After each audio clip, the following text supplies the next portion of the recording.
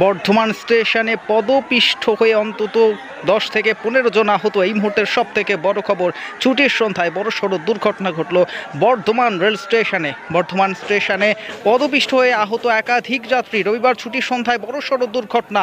একই ব্রিজ থেকে ওঠা এবং নামার জ্যাম হয়ে যায় 4 নম্বর ব্রিজের উপর, এবং ছুটির সন্ধ্যায় বড়সড় দুর্ঘটনা ঘটল বর্ধমান রেল স্টেশনে। যাত্রীদের প্রচণ্ড ভিড়ে পদপিষ্ট হয়ে আহত প্রায় 10 থেকে 15 জন, এমনটাই কিন্তু জানা যাচ্ছে। আহত সকলকেই তড়িঘড়ি বর্ধমান মেডিকেল কলেজ হাসপাতালে ভর্তি করা হয়েছে। জানা গেছে শনিবার সন্ধ্যা 5:10 থেকে 15 নাগাদ বর্ধমান স্টেশনের 5 নম্বর প্ল্যাটফর্মে হলদিবাড়িগামী একটি ট্রেন দাঁড়িয়েছিল। সেই সময় 4 নম্বর লাইনে মেন ট্রেন এবং 6 নম্বর লাইনে রামপুরহাটগামী ট্রেন ঢুকে পড়ে। একই সঙ্গে 3-4টে ট্রেন আসায় যাত্রীদের মধ্যে হুড়োহুড়ি পড়ে যায়। সেই সময় অতিরিক্ত ভিড়ের ফলে পদপিষ্ট হয়ে পড়েন একাধিক যাত্রী।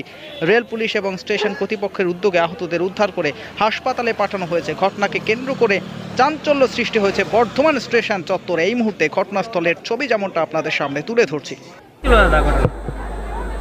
ঘটনা কি, ঘটনা হচ্ছে গাড়ির টাইম ওভার হয়ে গেছে, তারপর গাড়ি খবর হচ্ছে এত মানুষের ভিড় একসাথে নামছে, তো ঠেলাঠেলি তো হবেই। গাড়ি খবর যদি আগে হয়ে যায় সব আস্তে আস্তে ধীরে সুস্থে নামতে পারে। 6:45 গাড়ি গাড়িটা এখন ঢোকেনি। 4 নম্বর। কি হয়েছে? কি দেখলেন? গাড়ির খবর তো এখন হচ্ছে সবে, গাড়ির টাইম ওভার হয়ে গেছে, গাড়ি খবর হচ্ছে। গাড়ি খবর যদি আগে হয়ে যায় তো মানুষ ধীরে সুস্থে নামতে পারে। গাড়ি খবর হচ্ছে না, গাড়ি খবর সমস্যা এই তো ভিড় দেখছেন, ভিড়ের মধ্যে ঠেলে নামতে হচ্ছে। এবার আমরা বিশেষভাবে পুরস্কৃত করলাম আলিয়া কানপুরের এক ঐতিহ্যবাহী পুজো। এই বছরে তাদের রাঙামাটির দেশে, অর্থাৎ বীরভূম বাঁকুড়া যে সমস্ত রাঙামাটির এলাকা রয়েছে সেখানকার প্রত্যন্ত গ্রামীণ মানুষের বিশেষভাবে তুলে ধরতে করা হলো বালুরঘাটাই সারে থেকে।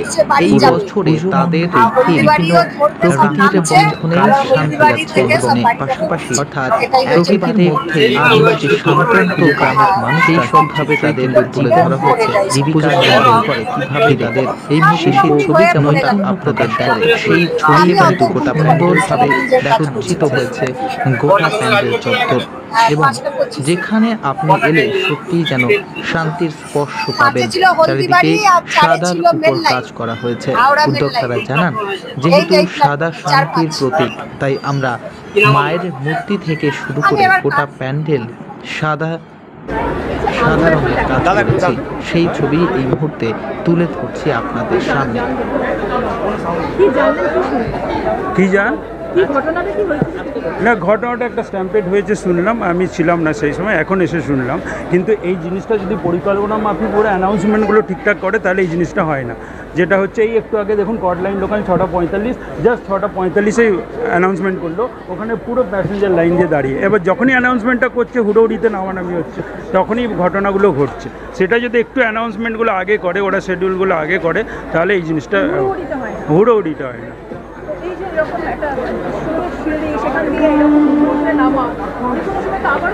হ্যাঁ, আমার তো সেটাই বক্তব্য যে এখানে যারাই আছেন স্টেশনে, যারাই এই দায়িত্ব রয়েছেন, তারা একটু অ্যানাউন্সমেন্টগুলো 5-10 মিনিট আগে যেন করে।